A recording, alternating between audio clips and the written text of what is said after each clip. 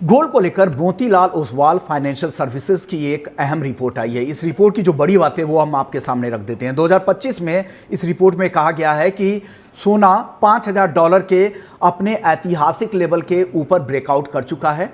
2025 में हमने देखा था कि सोने में 70% के आसपास की तेजी दिखी, जो 1979 के बाद सबसे बड़ी ऐतिहासिक तेजी थी।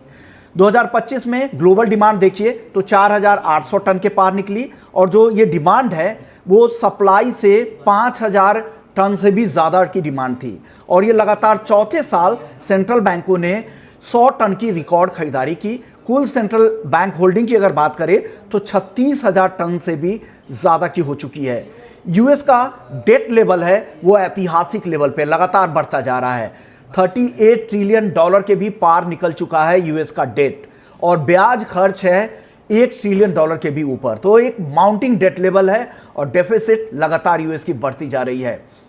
डॉलर के 75% हम पहले देखते थे कि फॉरेक्स रिजर्व में दुनिया भर में डॉलर का शेयर रहता था, जो घटकर 57% तक वो रिजर्व अब घटकर आ चुका है। यानी डी डॉलराइजेशन अब एक ट्रेंड नहीं बल्कि स्ट्रक्चरल बदलाव बन चुका है।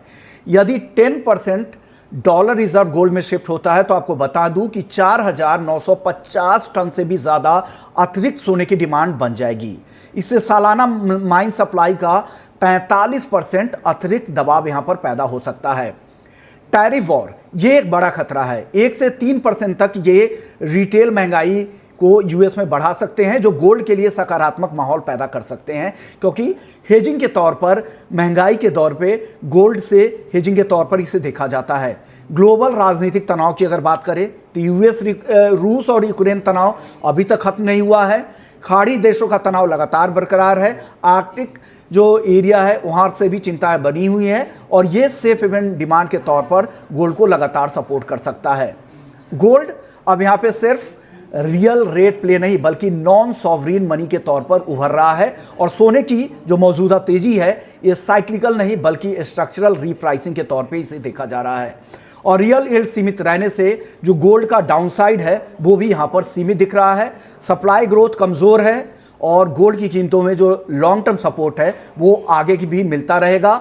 करेक्शन का ट्रेंड बदलने वाला नहीं बल्कि इसे कंसोलिडेशन के तौर पे देखना चाहिए। और इस रिपोर्ट में यही कहा गया है कि मध्यम से लंबी अवधि में आपको बाई ऑन डिप्स यानी हर गिरावट पे गोल्ड को खरीदना चाहिए। और 12 महीने के लिए कॉमेक्स गोल्ड का टारगेट जो मोतीलाल ओसवाल फाइनेंशियल सर्विसेज की दी गई है वो $6,000 प्रति औंस का है। घरेलू बाजार का जो टारगेट है वो है $1,85,000 का, और अगले 2 से 3 सालों के लिए घरेलू बाजार का जो टारगेट है वो है $2,30,000 का, और कॉमेक्स गोल्ड का है $7,500 का।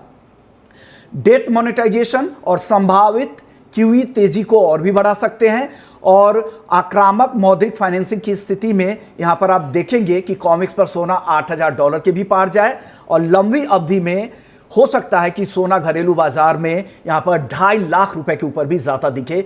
यही क्रक्स निकल के आ रहा है मोतीलाल ओसवाल फाइनेंशियल सर्विसेज की इस रिपोर्ट में।